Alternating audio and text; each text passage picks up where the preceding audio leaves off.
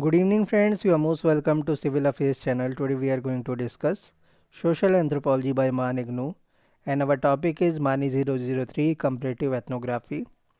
Block 4 Social Stratification. Unit 1 we will discuss ethnicity. Unit 2 we will discuss class. Unit 3 we will discuss caste. In Unit 1 Ethnicity, Ethnography 1 Political Leadership among Swat Pathans by Frederick Barth. Ethnography 2 Customs and Politics in Urban Africa.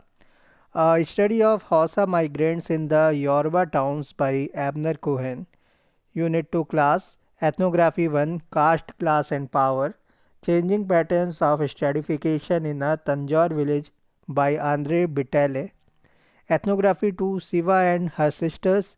Gender, Caste and Class in Rural South India by Karin Kapadia.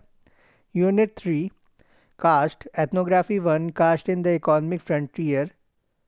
A Village in Highland Odisha by F.G. Bailey.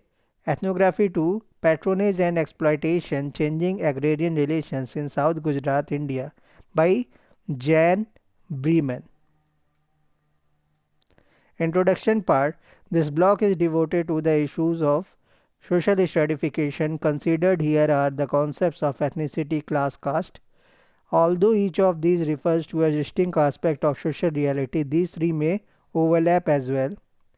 For ethnicity, two readings have been chosen.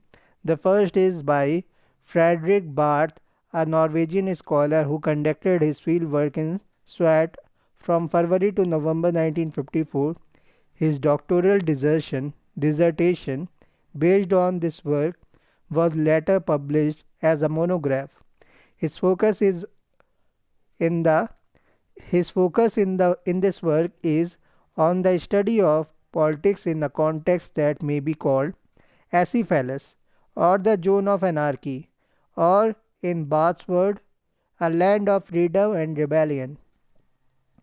In this case, the contest among people is mainly for arable land. For Barth, leadership is the basis of politics. Thus, for him, the crucial component are the leaders and the followers and the alliances between them.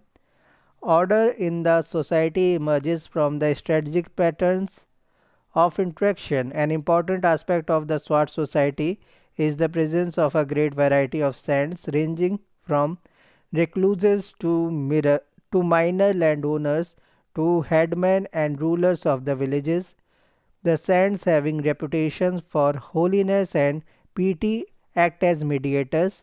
The second ethnography is by Abner Cohen, who conducted his fieldwork among the Hausa migrants, a people of the Yoruba area, in the 1960s. At that time, it was the western region of the Federation of Nigeria, that is in Africa.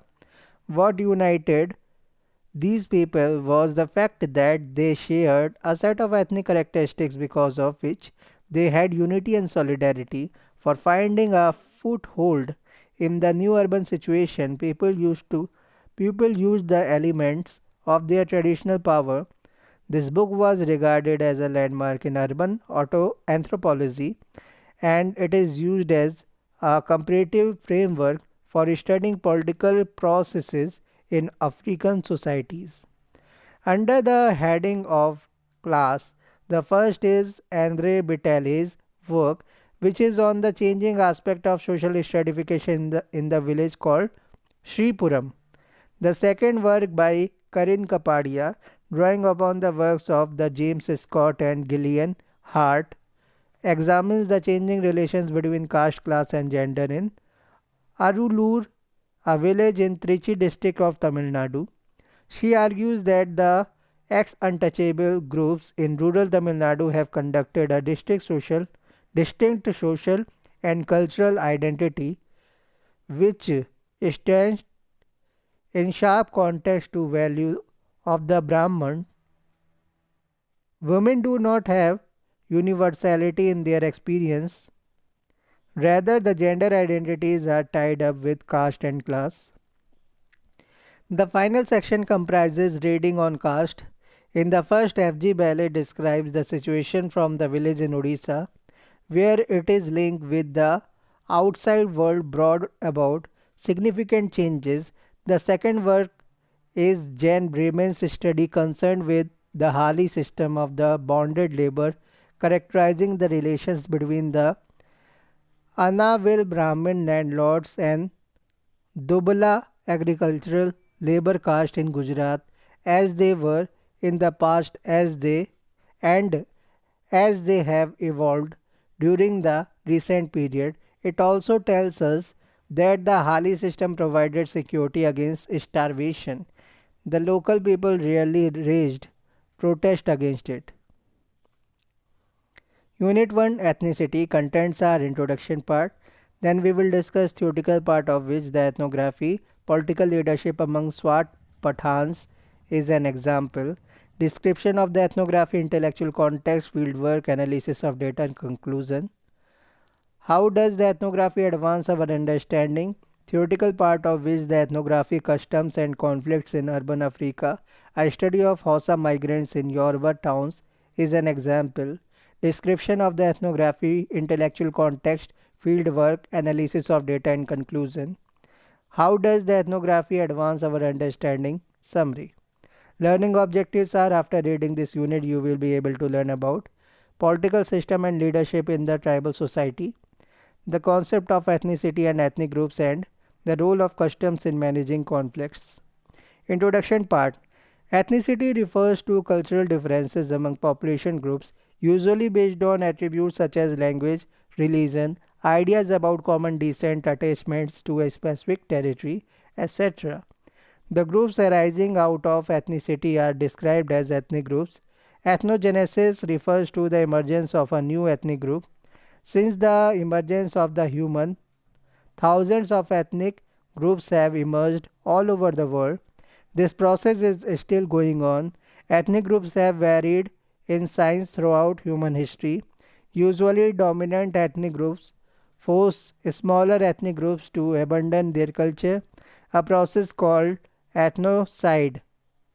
Because the members of the such group are because the members of such a group share same descent and marry within, it is obvious that they share the same biogenetic substances.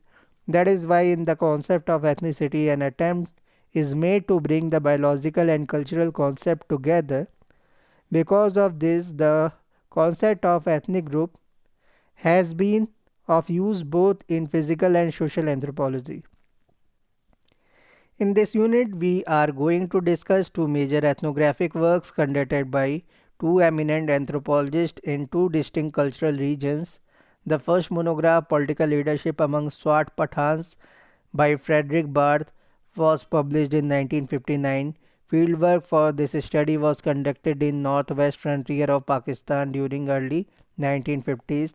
The second monograph, Custom and Politics in Urban Africa, a study of Hausa migrants in Yoruba towns, was published in 1969. Abner Cohen, the author of this book, conducted intensive fieldwork in the southern part of Nigeria during 1960 to 63. He studied the Hausa migrants from the northern part of the country. Theoretical part of which the ethnography, political leadership among Swat Pathans is an example. In the monograph on Swat Pathans, Barth gives a description or descriptive analysis of the political system in the northwest frontier of Pakistan. Barth made outstanding theoretical contribution in this study. Raymond Firth Raymond Firth had made a distinction between social structure and social organization. Barth found that these are concepts useful in understanding the Pathan political system. According to Barth, social structure, which he prefers to call framework, restricts the alternative available to an individual in a society. Social organization actually refers to the way individuals plan and execute their activities. Thank you very much.